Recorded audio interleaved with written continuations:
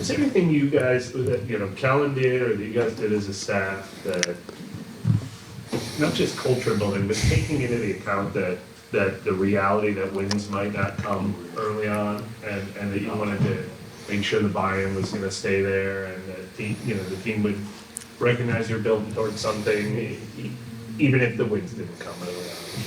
Yeah, I think from the second that Kellen was hired, I think just trying to reach out to all of our guys right away.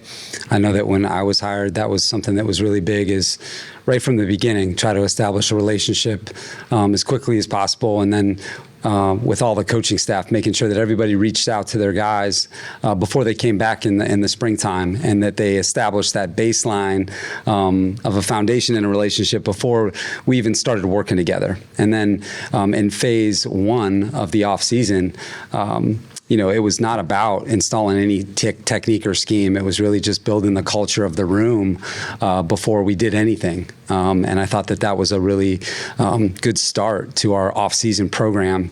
And I think what that allowed us to do is in phase two, when we started doing football, I think that there was a trust level there, and also kind of a foundation in how it was going to look on the front end of how we were going to coach, and what our process and our daily rhythm was going to be.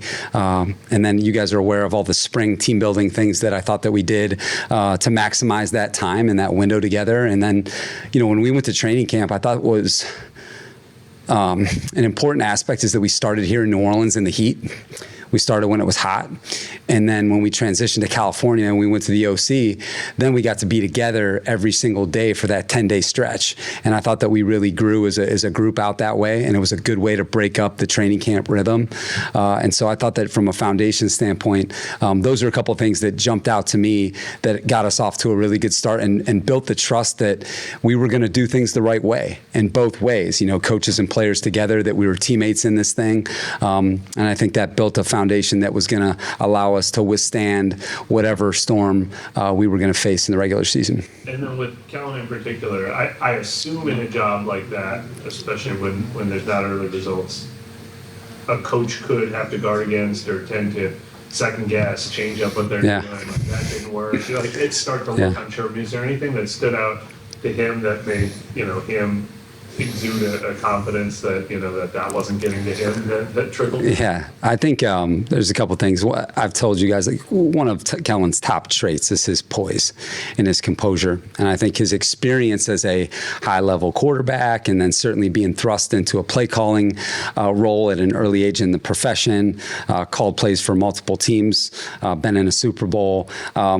I think that poise really stood out, because I think he's been in enough locker rooms, and even going back to his dad as a high school coach, and how you should handle a locker room and what's effective. And I think he's got really good feel for the game. I think that's a top trait of his. And then I think anytime you're a first-year head coach, no matter how old you are, I think having the experience of Mickey and his staff, guys who have lived an NFL life and who have been a part of so much success in the NFL, but specifically here in New Orleans, that have just a lay of the land where there's a lot of other things that could pull you away, that I think, allowed Kellen to stay right here present with the football team. And he's been consistent the entire way. And that's where I think the players have really gained the trust, is that he's been so consistent. And then as our football has improved, now you've seen, I think the strength of our team, come alive a little bit more. What has the silent tape told you about Moore? The silent tape tells me that this player has a lot of the stuff that you need at that position in the NFL. And I think one of the things that's shown up on the tape is how resilient he's been over the last 4 games, going against, the defenses that he's had to play against. They had a chance to win against Houston. It was really tight. They had a really good chance to win that game. You look at Seattle, you thought he played a really good game against that defense. Cleveland, who's got a top-ranked defense. And then you talk about San Francisco, who's, arguably the number one seed in the NFC. And then last week against Kansas City, who's got a top 10-ish type defense. And Steve's one of the top coaches in the league. I think he's been resilient. And then the talent, to me, it's obvious when you watch the tape, his lower body power, the quickness of the release, the spin on the football, the creativity. And then he's just got more experience now. He's just been able to see a little bit more, playing a little bit more sure of himself, which is natural. And then he's fighting. I mean, you can see that the guys are playing hard for him. And there's an energy that he brings. So big fan of his game. You guys have been pretty successful at converting pressures into sacks. Your thoughts there and why that seems to be like improving. Yeah, I mean, I think that when we've been in those passing situations, when we've been able to get some of the design, our guys understand what we're trying to do and how we're trying to do it. And then I think they've done a good job of executing the technique that we expect. And then also, and Kellen talks about it, that finish element, which is effort related. I think that's all come together. I think we've been able to affect the passer with some different people because it's, that's how you want to rush. You don't want to just base on one or two guys. And, I think our front coaches and the guys, even the perimeter guys that have pressured the quarterback, I think the emphasis has been there. And that's what you need because, everything's happening so fast in the NFL now. You better get there fast because the ball's going to be out. For a guy like Tony Pollard that, so many of the offensive coaches have familiarity with, does that, you take time like saying, hey, kind of studying what they know, like what Kellen knows about Tony Pollard, just how does that work? Yeah, I mean, I think the respect that they all have for him, you start with that, number one, just how he's wired, and you take a look at his body of work, it's been impressive. I know that we've had to face him where I've been before, and, even when he was kind of just starting out, kind of as he and Zeke playing together in Dallas, you knew that this guy was really talented. Then the return element, he kind of was making his mark that way. And then once he started playing more and more as a tailback, I mean, the production's been there. And, you take a look at 3 consecutive 1,000-yard seasons, this will probably be number 4. And he's got really good balance and body control, burst through the smoke. And he's a hard guy to tackle. And he's fast. At one point, he was a returner in this league. So he's a very quality back. And him and Spears, we've faced a bunch of them this year, but they're an outstanding tandem. And then they play some other guys too. Stalbird do a better job of not tripping over the quarterback? He knocked him down. Yeah, he knocked it down. I was happy for him because, the defensive unit meetings have been unforgiving to him, and so I'm glad that he finally got one because, as we've talked about, he's made way tougher tackles than some of those. But he's played a good role for us, and again, a young player that's improving. Does his role have a name, or do you just got Stalbird? Yeah, it's the letter can change in terms of the position that he plays, but we've just tried to incorporate him into those third downs this year, and playing like a linebacker type, safety, edge player type role.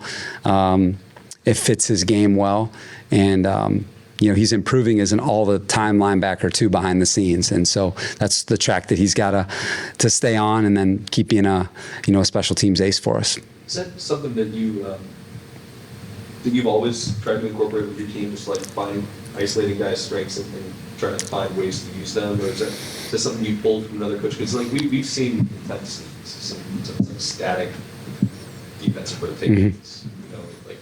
Why is that something that you try to incorporate? I think we try to cross-train as many people as we can to develop depth because you're going to face this attrition.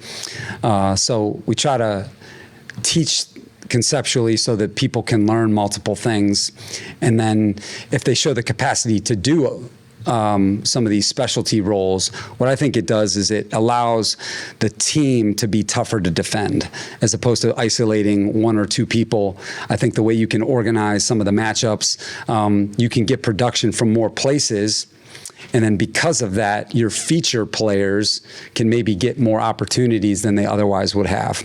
But you want to maximize everybody's superpower. And we try to do that as like in a group, there's a lot of hidden superpower within a given unit.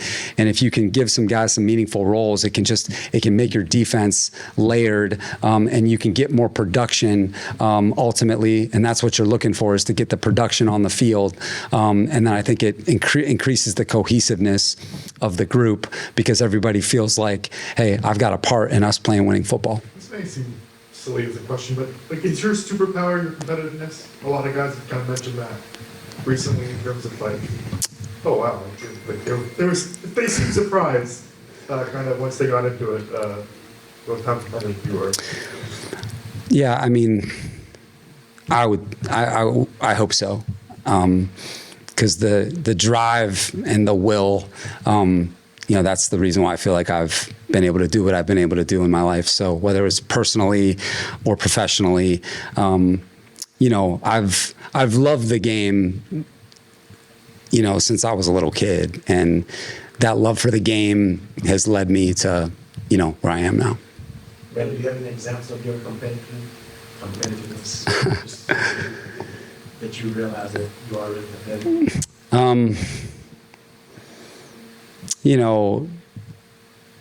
I think going back to being a little kid, I played all the sports. I was always in a gym or on a field, and multiple sports at a time, just going from one to the next, one practice to the next practice. And all my memories were, through sports. And even when I was in school, it was about a spelling bee or a Math 24 competition. And that's just the way that I was raised. And I was fortunate that I had spectacular parents, and they brought out the best in me and saw something in me, and they pushed me, and that's that led me to be, I think, the person that I am today. So you're not like waxing the kids and pick up passes? No, man. I what I try to do is encourage instead of dive in and be that overbearing dad. Is that the love for things has to come from them, not from us. But I think the way that they see me, hopefully, will rub off on them, and that's where you'll see the Staley boys. They're pros. They've lived a pro life. I marvel at what they've been exposed to compared to me. I didn't get in on a plane until I was like 12 years old. They've been all the way around the world. They're so much farther ahead than I was. Do you remember the spelling bee one against you, the first one that happened? Say that again. Do you remember the first word that stumped you on spelling bee? Oh man, my mother was a 6th grade English teacher, and she prepared people for the spelling bee. I was a try-hard guy, and I would be one of those guys that could get a couple rounds, get close, but didn't have it at the end. Yeah, that wasn't my superpower. Where this film is. I feel like we probably ask about Cam every single week at this point, which is interesting. But, Yeah. Just looking at his stats, like how rare is it in your experience to see a guy have a statistical resurgence at his age? Yeah, it's really rare. I was with Khalil, who had 17 and a half at age 33, which was his best season, which is remarkable. And when I think of Khalil Mack, I think of a for sure Hall of Famer, one of the top players in the history of this game. And so when I think of Cam having a resurgence like this, I think of the same, as one of these rare players. And I think when you're talking about the company that he's passing, we've told our guys like Derek Thomas, Ricky Jackson. These names these are iconic names. And so it's just incredible. And then I think the thing that, we were made aware of is I think it's like 8 seasons of 9 sacks or more, the consistency of the performance too.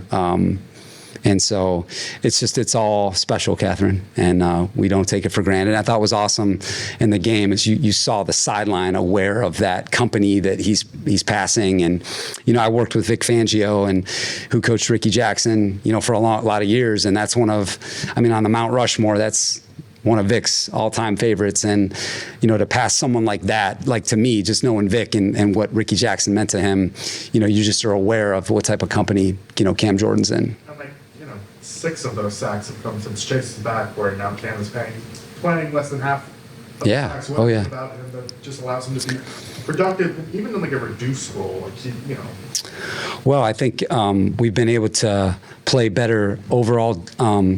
I think team football, which has given him more chances, and then, as you mentioned, getting him in together with Chase and some of the packages that we're able to feature. He's just been able to get some opportunities that he's going to knock down if he gets them, and so he's still playing well in all phases.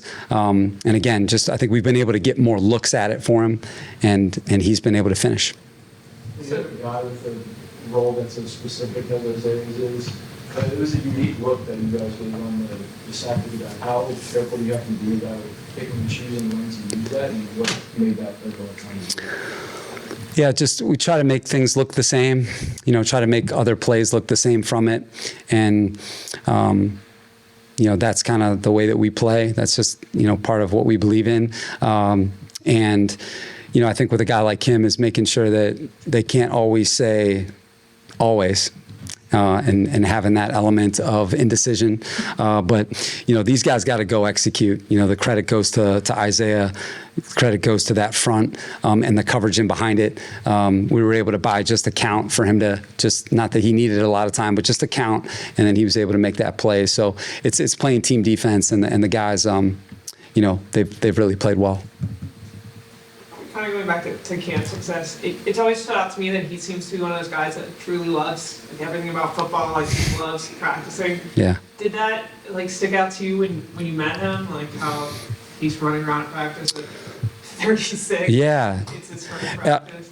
Catherine, I definitely think so, because and I think DeMario shares the same trait as well, as the love for the game, and the love for the game, not just playing it at the game, but the love for all the things that go into it. And the guys that I can think of that are of that caliber, when I think of a Khalil Mack, when I think of an Aaron Donald, the way that they practiced, they set the example for everybody. And I think that that's what Cam does, is he just sets such a great example on a day-to-day basis of what it should look like. He's got a very selfless way about him, because he's willing to do all the hard things that football players have to do to be special, like the hard things. He's willing to do all those things. On top of rushing the passer, he's able to do a lot of little things that people don't see, that make a culture really come alive.